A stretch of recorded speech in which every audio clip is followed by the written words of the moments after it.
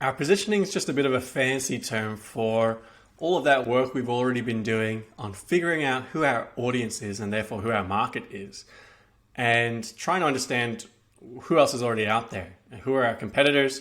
And our positioning is really just us trying to formulate where do we fit in this particular picture. So we're trying to build this digital product.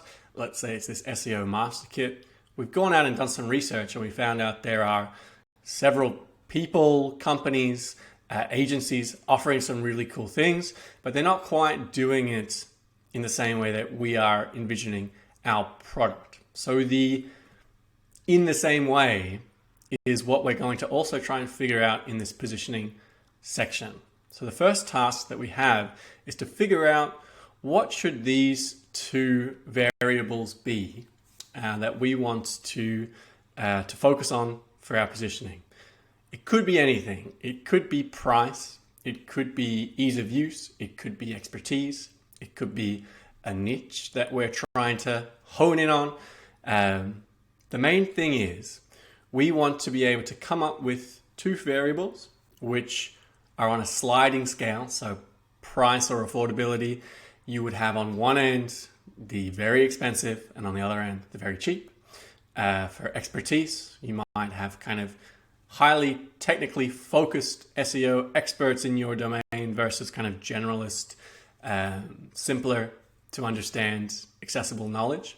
Whatever it is that we think we have a good chance of differentiating on, we might want to choose those as our two positioning factors. So there's kind of another way of approaching this question, which is thinking about your own offering, what the strengths are, where you might be able to stand out, trying to kind of distill that into two factors. So if you feel like you're going to be able to offer this at a price point that is much more affordable than your competitors, or if you feel like you're going to be able to present it in a way that is much more engaging and entertaining, then you might have as your positioning graph two factors, which are price and entertainment or enjoyment of consuming the product.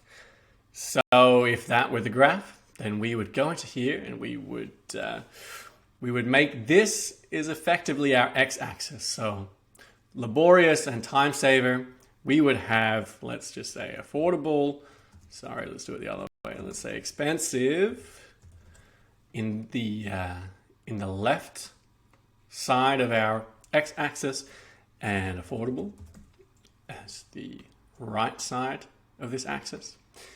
Then we're going to have as our other variable, we said we would do expensive and we would do entertaining. So let's say highly engaging content, or the product is just really fun and exciting to work through.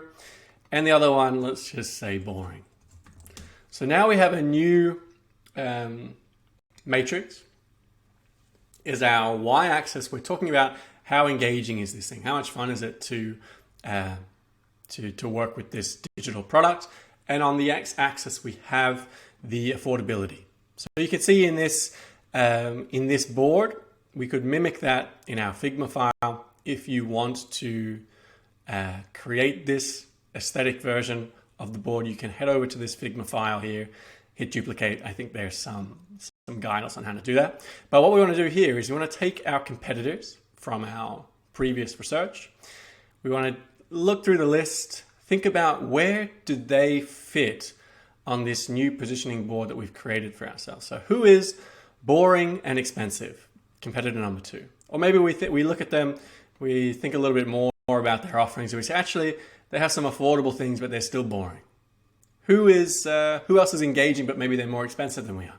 And you can see that our product, we have kind of positioned ourselves in this top right quadrant, which is affordable and highly engaging. So this is our positioning exercise. Feel free to do it your own way, add to it, get creative with how you do it. But the goal, once again, to kind of simplify, we're just trying to summarize this work that we've done on our target market, who else is out there, and where exactly we fit in it with our new digital product.